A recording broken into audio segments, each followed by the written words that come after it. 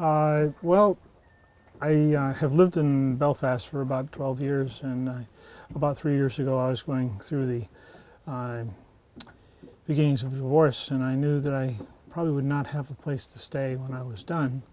So I decided that there might be a possibility of living in a camper. And I tried that the first 6 months or so, and I found that living in a camper was very cold. My son, Steve, who's 34, said, "You know, Dad, those campers, it was Airstream." He says, "You know, those campers are metal on the outside, insulation and metal on the inside, and that's really a good definition of a refrigerator." And after a winter in that, I decided that maybe I wouldn't stay in a refrigerator again. So I decided that I would find another alternative method of living here in Belfast and still being within distance to see my kids and have them stay with me. I was not a literate person when I got out of high school. I was reading at about the fourth grade level, maybe third or fourth grade level, and I had a real struggle, and it wasn't until I was in my middle 20s that I learned how to read. And learning how to read is basically you read, and you read, and you read, and you practice, and you read, and eventually it becomes second nature. And through so many times of moving with my parents when I was younger, I missed out on something in my education. But books and ideas and philosophy and the natural world have become very important to me. And so what I have here is a small space, and I've had to give up a lot of, I had probably a library of 1,000 books at one time, and I have had to make some difficult choices, which ones I'm going to give up and which ones, and when I give them up, I give them to the library. I donate them to the library. But which ones I'm going to give up and which ones I'm going to keep. And I have 20 of my favorite books that I wouldn't, hopefully I would always be able to keep. And then I have my natural resource materials and that kind of information. My children are in middle school, and they need to have resource materials so that when they come to stay with me, they at least have an idea that there is something that they can use here for their purposes. And when you have to make choices like that, you try to build, like I tried to build shelves enough so that I could have the things that I treasure. And those are some of the things that I do treasure. Well, what happened was I had been looking in newspapers and I saw a advertisement. It was in the Courier, I think it was, a Republican Journal, and it had said bare hull 33-foot Pacercraft for sale, and gave a price for it. And so I called the fellow that had it, and he said, "Yes, this is a boat that had sank two or three times in Rockland Harbor." And he mentioned that he thought that it was a dive boat, either a Cambodian or one of the Asian folks that were doing diving in Rockland for sea urchins. And he said he suspected it was kind of neglected a little bit, but it might have been helped out a little bit as well, because it sank about 3 times. And finally the people that were running it left, and he got salvage rights to it, and he completely emptied it out, took everything that was worthwhile and just had the bare hull left, and he had it up for sale. And so I went down to see it, and I was looking at this bare hull with just floor stringers and engine beds, and that was all that was left. And so I said, well, this is saves a lot of work. So I bought it, and then I started transforming it into what you see now. And as you see, I started a fairly simple fire. But what's interesting is these blocks of wood right here come from Searsmont. There's a place called Sproul's. They do truss roofs, and they have scraps of 2x4. Some of them are like triangular shape, but most of them are 16-inch pieces, either 2x4 or 2x6s, which is perfect for this stove, because this takes an 18-inch and I go up during the winter and I'll pick up a pickup full, and then I put it in fish tubs, and then I stack it someplace dry, and then when I need it, I'll just stack it in my, I have shelf space in here enough for three days of wood. And so I recycle their scraps. They also recycle their scraps. They have a hot water system that burns the waste wood, but they allow a lot of people to go up there and to get the scrap wood also. So I think they're quite generous in doing that, and it works out well for me because then I don't have to cut it. It's all sized. Basically, I knew that the boat had to be divided up into areas. You can't, for heat purposes, there has to be an open flow if you're going to be a liveaboard. Open flow of air, and to do that you have to have sort of like a open area, but you can have privacy areas. And so when I knew that I was going to be building this, it's been in a state of different types of progression, but I knew that my two youngest children would be staying with me some of the time, and so I wanted to have some private areas for them to be able to bunk in. And so I'll show you what I built, and you can take a look. We'll take the short walk up forward, and up here we have, I call it the forward, this is Sarah's room basically. She has a single bunk, lots of glass, light. I think that if you have a home, it should be well lighted, and this is natural light. She has a storage area up forward. She has like a small sitting area on this side. Underneath there are places to store boxes and some of her things, and she also has a bookshelf over here, and books are very important for us, so I make sure that she has a space so that she can have her own things. And then I decided that I needed to have plenty of shelf area, and usually in boats they're enclosed, but since I was a liveaboard, I wanted them open and freely accessible, and so I have the lower two shelves down here for wood storage. I have a Yodel 602, which is a self-contained or airtight wood stove, and it keeps it about 80 degrees here most of the winter when it's going. When it's not going, it gets cool in here. There is insulation, but behind you you'll see a non-vented gas heater, and I just use that in the morning, usually real early in the morning, just to get the chill off the boat, and then I'll start up the wood fire at the same time. And when the wood fire gets up to temperature, that goes off, and so it works well. And we have the kitchen area. This has been modified a little bit. It was about probably a foot narrower when I first built it, and I found that the longer I lived here, the more I wanted to be able to make a better use of the space by expanding the wall out about a foot.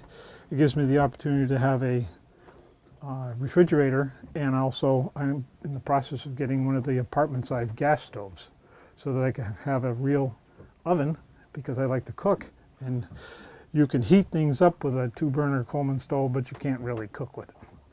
And then in the back section, the aft section, we have 2 bunks in here. My son, Jason, who's 14, stays in the back bunk when we're 3 of us. Right now it's full of stuff, but it's 30 inches wide and it's 80 inches long.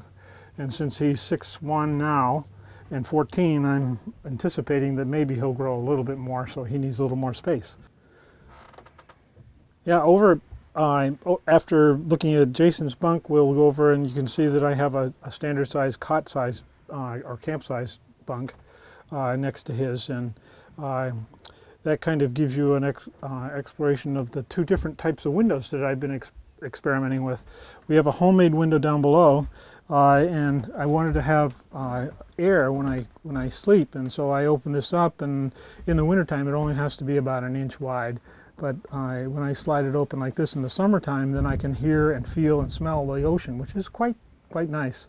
And the window up above it was almost exactly the same as this at one time, but I decided that I had an opportunity to, I had found a couple of sunroofs out of cars that were wrecked, and I thought that that would be an excellent recycling endeavor. So I took out the old window. As you can see, it's pretty rough on the inside, but on the outside it's sealed up, and I installed that sunroof. And what's really nice about them is that they're waterproof, and when you lock this down, there is just absolutely no air and no water that comes in. So it's you know, it works well, and it has a nice attractive look. It isn't quite so homemade, but homemade was necessary at the time because I needed to have a system of windows, and I hadn't really progressed to the point of knowing what kinds of things I'd like to put in here for recycling. So that's what I did. And I also have what I call it's more like a holding tank, but it's a composting toilet. And I also wanted to have the availability of having a shower. This is a work in progress. What it is basically is I have installed a shower base, which is, you can see down here, it's a 32-inch shower right there.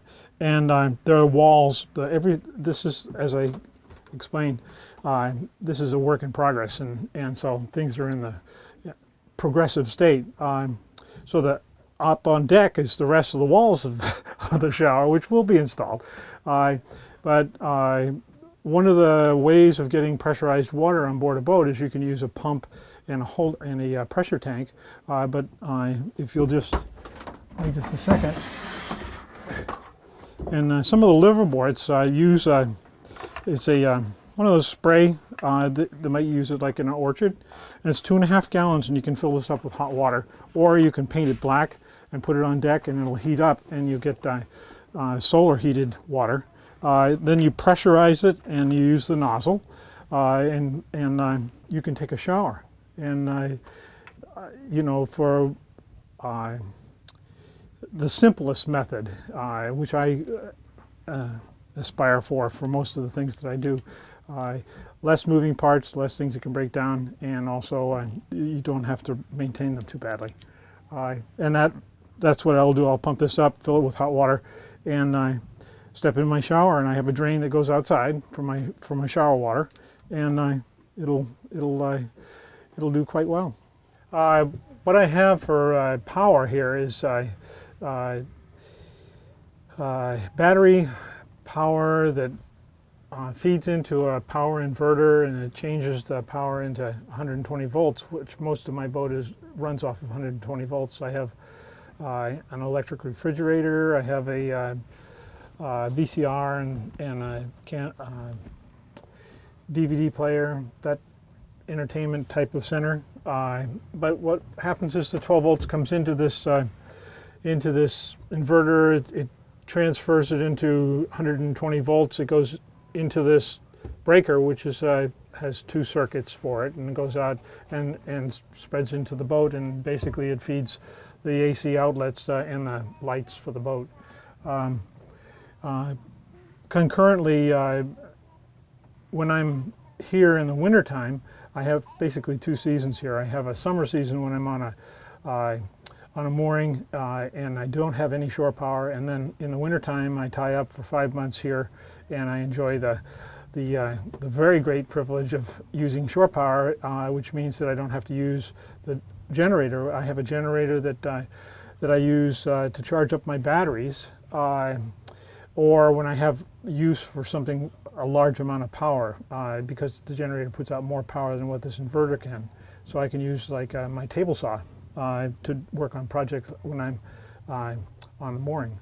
At the same time, in the wintertime, I have all of the facilities that I need here, and access to the 120 volt power, which really is, you don't know how much you appreciate it until you go without it for a while.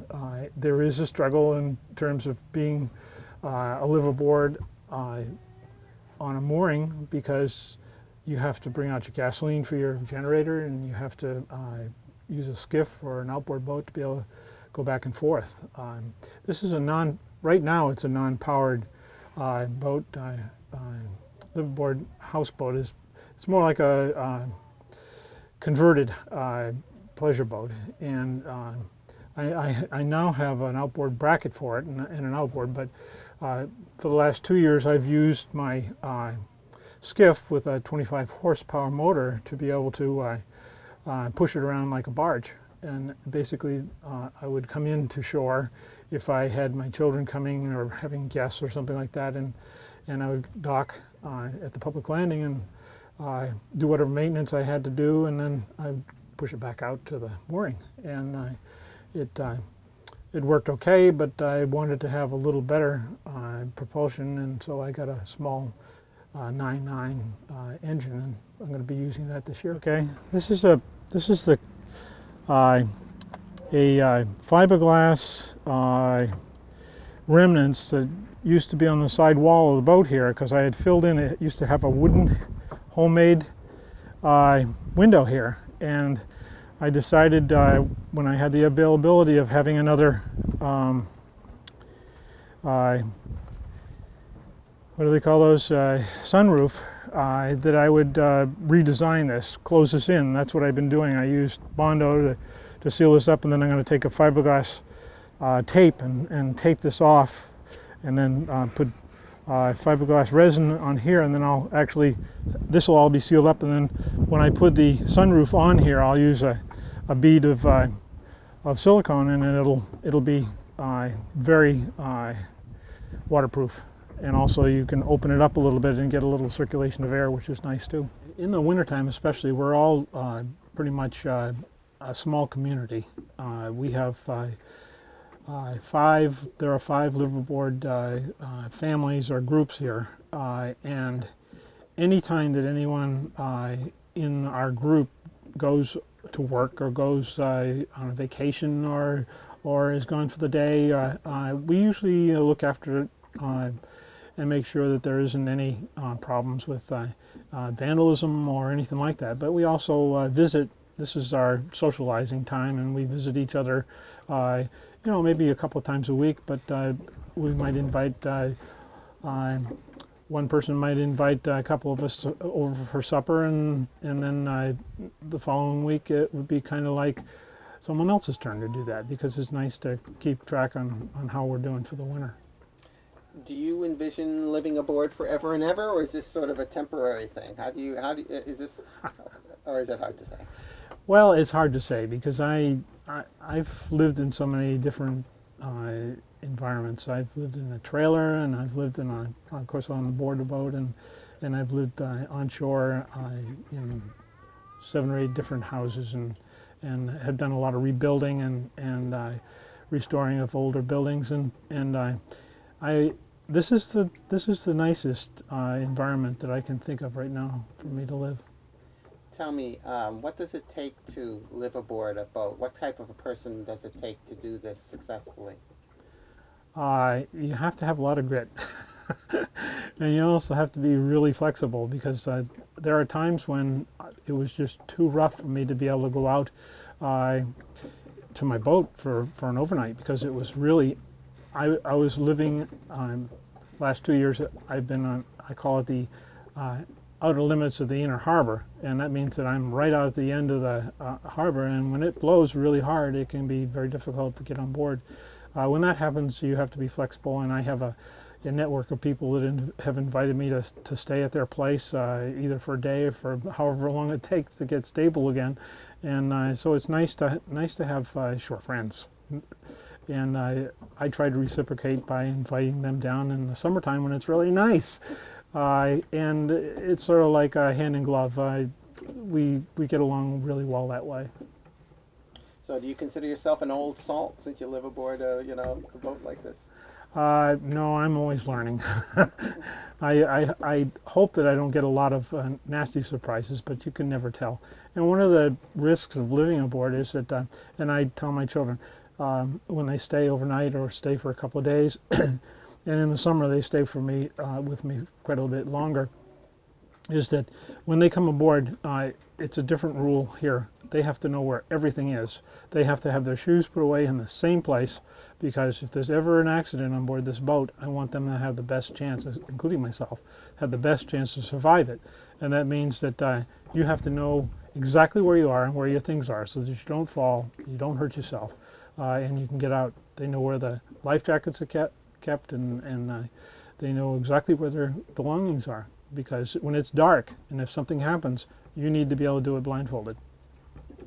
Okay, well, the Pacer craft, it's like a 3-story pleasure craft, and when I started rebuilding this one, I wanted to keep the profile low, and then as I progressed along, I noticed that it kind of looked like a PT boat. And I always admired John Kennedy and PT 109, not that this is called that, but I like the low profile, not the ostentatious 3-story type of pleasure craft. And so I tried to keep that in mind when I was rebuilding it. I built the floor with the idea that the headroom would be the full distance, but it would be a low profile boat. Entertainment. Visiting with friends, that isn't quite as convenient as it is when you live on shore, and there are times when you're quite isolated. There are times I enjoy being on the water because it's such a rich environment, but you can rock and roll out there in a 50-knot wind and not be able to get in to shore for overnight or for half a day or for a whole day, because it isn't really that safe, and there are safety issues involved in living aboard. For instance, last year I fell off either the back of the ramp or off one of the floats that I was tied up to twice last fall, and the water temperature was getting down in the upper 40s at the time, so I had to snap to it and pull myself aboard. You have to be able to take care of yourself. You have to be able to swim. And you have to make good judgments, and sometimes even if you make good judgments, doesn't mean that accidents don't happen, and that's what happened to me a couple of times last summer. So I'm a little more cautious about when I get on and off the boat. At the same time, I find that living this close to the water, there have been times when I've woken up in the morning and you saw my sliding window there in my bedroom, and I would have my sliding window open maybe 3 or 4 inches, and one morning I woke up and up popped a seal, and I mean literally it was no more than 2 feet away from the window, and its eyes were about this large, and I never realized how large seals' eyes were till you look into them and they're that close, and you know it was just probably as curious about me as I was about it. And there have been lots of times when I've been resting or just looking out the window, and a whole flock, like out here, it's not unusual to see a flock of mergansers or eiders or any of the seabirds in the fall and winter just come right by. I mean, they're literally right here. You can see the detail of every type of feather and the coloration and what color their beaks are and what color their little tiny eyes are. Their eyes are about the size of a BB. So that'll give you an idea that if you can see the color of something, you must be pretty close to it.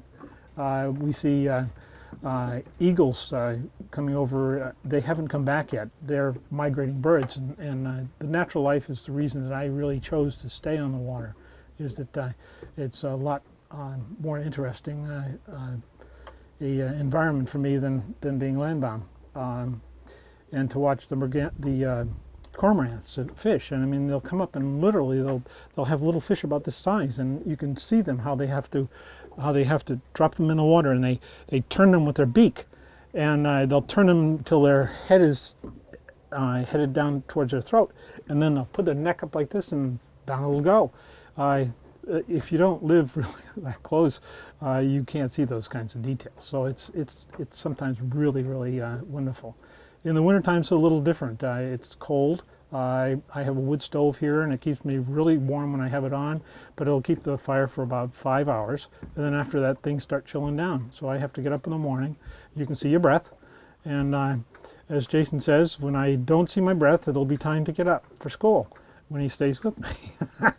But I'm very conscious of some of the rigors and the difficulties because when you're up on deck and it's snowed and it's frozen on deck, it's pretty slippery, and you have to be really cautious about shoveling it off. And that's one of the things you have to do, is you have to shovel it off, because if you get an excessive amount of ice, then what happens is that you get in trouble. Either it'll back up and leak like in a regular house, or it'll get so heavy that it'll actually cause problems, stress problems as far as the deck are concerned.